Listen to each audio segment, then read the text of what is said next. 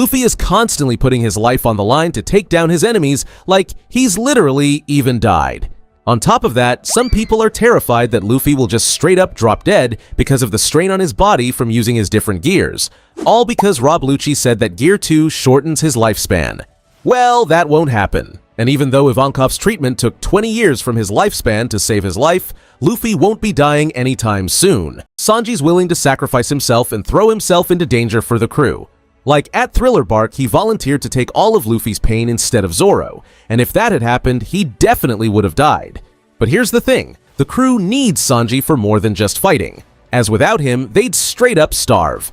So yeah, while he would sacrifice himself for the sake of the crew, the chances of Sanji actually dying are pretty low. As a punching bag. Dude was punched by Luffy more times than even his worst enemies. Now that's a captain you can depend on, right? Luffy is like, if someone is killing Zoro, then this someone will be me. But okay, on a serious note, he does see Zoro as a real brother. The amount of trust he puts in Zoro is often underappreciated, to be honest. As we all know, Nami is the Straw Hat's navigator, so yeah, she literally can't die or they'll just get completely lost. Like, Zoro would probably try to take over as the navigator, and let's be real, they'd end up in a completely different anime. Or who knows, maybe Zoro's sense of direction is actually so good it actually leads them straight to Laugh Tale. Anyway, Nami is way too important for the crew's survival, so she's definitely safe. Remember when Chopper was fighting Kumadori from CP9? He gave it everything he had, but Kumadori was still just way too strong. So eventually, Chopper was pinned down and completely helpless, and that's when he ate his third Rumble Ball, knowing it would turn him into a giant monster, but with the side effect that he would have zero control over himself. And he said that if he was gonna die anyway, he wanted to go out protecting his friends. Modifications on Kuma, the Warlord was converted into the first complete pacifista cyborg with the serial PX-0. But unfortunately, Kuma mentally died in the process. Or at least that's what should have happened normally. After fully becoming a pacifista, Kuma's physical abilities were enhanced further as a complete cyborg. I mean, he could now take the harsh treatment and enslavement of the celestial dragons without feeling any pain at all, to the point where he could still move perfectly fine even after being stabbed with a multitude of swords, and was visibly and heavily damaged and in need of repairs. This led to the Celestial Dragons identifying Kuma as their so-called invincible slave. After being freed and repaired by the revolutionaries, Kuma maintained enough strength and durability to send himself back to the Subodi Archipelago, and then began climbing the Red Line itself to return to Mary Joie. Luffy's father is none other than Monkey D. Dragon, the most wanted man in the world and the leader of the Revolutionary Army. And his mother, well, she's unknown. Yeah, she's a big mystery. However, there is a wild fan theory that Crocodile might actually be Luffy's mom.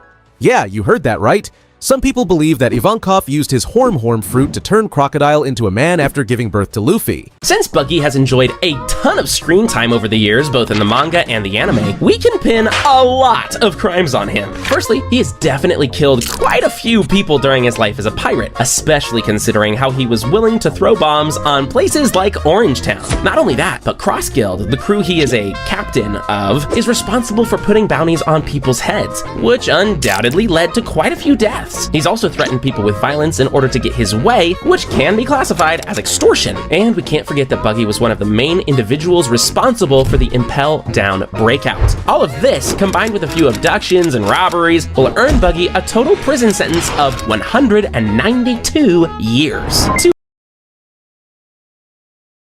And in utter disbelief, Muzan would panic and split his body into 1,800 different pieces in order to escape. In the blink of an eye, Yorichi would manage to cut 1,500 pieces, and just as it seemed that Muzan would manage to escape, Michikatsu would jump forward with his brother and, using his moon breathing, barely managed to slice the remaining 300 pieces. With this, the Demon Lord who terrorized Japan for over a millennia would finally be defeated forever by the combined power of two brothers. Enmu, the main antagonist in the Mugen Train, mainly uses fighting methods that involve trapping people in their dreams. Well, his name is a perfect reflection of these abilities. His name contains the kanji En, which means to have a nightmare, and Mu, which means dream or vision. Their differences. For instance, the beginning of the anime is different from how it is in the manga. The manga starts off by showing Luffy as a kid with Shanks, whereas the anime starts off with Luffy and Kobe on Alvida's ship. Which way do you prefer? Another change made is the addition of Sabo's backstory after the end of the Dressrosa arc. In the manga, Sabo's backstory isn't there. Oda actually explained that he gave the creators of the anime the draft of Sabo's backstory to specifically include in the show because he didn't have time to write it into the manga. These were only the first tier of facts. For the next tier, the changes will be even crazier, so keep your eyes open. Anyway, let's move on. Blackbeard was an actual pirate that lived during the 17th century. His name was Edward Teach, and hence the reason Oda used him as an inspiration for Marshall D. Teach, aka One Piece's Blackbeard. Even though that's pretty cool, what's even more exciting is the fact that many fans failed to realize just how many things of his real life Oda planned to implement within One Piece.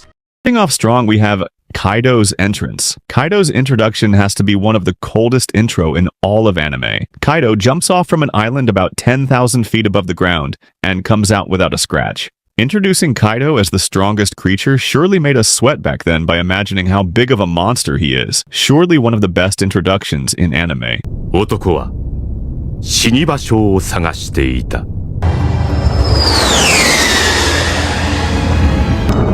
彼は今自殺をしたのだ。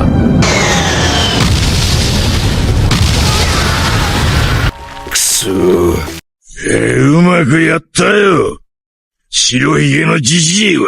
Very likely that more warlords will be cloned in order to become seraphims. Blackbeard, Trafalgar Law, Buggy used to be warlords, but had not yet become seraphims. Someone might ask, how does being a warlord give the world government access to their DNA in order to clone them? Well, there are plenty of possible explanations to that. One being that a requirement for becoming a warlord is to give a DNA sample, and hence, the former warlords willingly hand over their DNA. Among the only few people in the entire world capable of fighting Goldie Roger on equal ground. He was so strong that he could relatively easily obliterate Odin and send him flying with a single punch. And by the way, Odin was considered stronger than Kaido, if you recall. You see, without Kaido playing dirty, Odin would win against him. So the question of who is stronger between Kaido and Prime Whitebeard is pretty much easy to rule. Not only that, but after Roger's death, Whitebeard was said to be the man closest to the One Piece. And it is almost certain that if he wanted to actually become the Pirate King, then that's exactly what would happen. The fact that Whitebeard was of the same era as some legendary marines like Garp, Sengoku, or even Kong, and was still considered the strongest man of the world, Abi no Mi, that was originally eaten by sugar. The main strength of this fruit is that it allows the user to transform other people or animals into toys by touch. Upon transforming a person into a toy, the user can create a contract with the victims, forcing them to follow every order given at that point. So not only the victims become toys, they also lose their own will. The only downside of that devil fruit was that the user needed to touch the opponent so that this devil fruit ability could activate. You see where I'm going with this? If the user possesses both the Hana and the Hobby no Mi, all he needs to do is grow a body part on their opponent and touch them. There's literally no way to stop this. Okay, here I would like to ask what your goal would be in this situation. Assume you are part of the Straw Hats, right? And well, assume you find yourself in this situation. You arrive in Egghead, and well, you and Nami get lost somewhere within Egghead. Didn't you have everything under control? And now look, we are lost. Not sure if you're like Zoro, or if you just got lost on purpose. First of which, in the early stages of the arc where Sanji betrayed the Straw Hats and went ahead to join his family in their quest to marry him and Pudding. Yeah, I get it. Sanji did all that in order to protect the Straw Hats, but nonetheless, he literally went ahead to brutally attack Luffy in his efforts to drive him away. I mean, the speech Luffy gave after that was just heartbreaking, worthy of the betrayal Sanji had just committed. The second betrayal taking place during Whole Cake Island was, of course, Pudding's, where she planned to shoot and kill Sanji on the day of their wedding. You see, Pudding was playing it all sweet and innocent. However, deep down, she always looked down on Sanji and conspired to end him on the first chance she could get. Yoriichi is part of an anime universe that is arguably weaker than the One Piece universe, but it is a fact that Yoriichi was by far the strongest demon slayer in history, able to destroy even a demigod like Demon King Muzan. It's obvious that Yoriichi has mastered the art of swordsmanship and stands at the pinnacle of power when it comes to demon slayer. But will that be enough to defeat Roronoa Zoro? Let's find out! You see, being born with a demon slayer mark, access to the transparent world and selfless state, as well as possessing a physique polished to the highest caliber and innate swordsmanship talent, Yoriichi possesses all of extraordinary speed, reflexes, sword-wielding skills, enhanced physical strength and power, as well as exceptional tactical intellect suited for all kinds of battles. But when it comes to Roronoa Zoro, let's compare each of these to see what happens. Let's assume for a moment that Conqueror's the base ability of this fruit is to slow down anything the Noro Beam hits for 30 seconds, be it people, objects, or even the space itself. But that was just the base ability. So how about the awakened version? You see, the awakening can be something insanely overpowered, like completely stopping time, or being able to massively extend the range in which the Neuro Beams have an effect. This Devil Fruit Awakening, combined with a strong hockey user, would be able to literally turn its user into the strongest character in the verse. This was only the first point. During the Marineford arc, we will assume that during Roger's journey, he meets Ace and takes a liking to him. If the two of them become friends, then that would be quite ironic if you ask me, since, you know, Ace actually hated Roger in the canon story. But due to this friendship, during the Marineford War, Roger appears as well and tries to save his friend. That's the first time Luffy and Roger not only meet each other, but actually work together as well. But you see, Roger at this stage would also be a rookie just like Luffy, so the outcome would be pretty much the same. Ace dies all the same, and both